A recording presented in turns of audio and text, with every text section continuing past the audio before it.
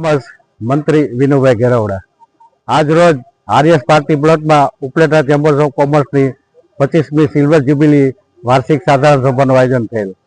આ સભામાં ચેમ્બર્સના હોદ્દેદારો, ચેમ્બર્સના સભ્યો, ઉપલેટા શહેરના પ્રબુદ્ધ નાગરિકો, પૂર્વ ધારાસભ્ય, નગરપાલિકા પ્રમુખો, અન્ય આગેવાનોએ હાજરી આપેલ। આ સભામાં 2026ના નવા હોદ્દેદારો તરીકે નવા ઉપપ્રમુખ અલ્પેશભાઈ વોરા, ઉપપ્રમુખ દીપકભાઈ રામાણી, મંત્રી હું વિનુભાઈ ગેરવડા, સહમંત્રી વાલજીભાઈ રામોલિયા ને ખજાનચી તરીકે જયેશભાઈ વસંતને જવાબદારી સોંપવામાં આવેલ છે।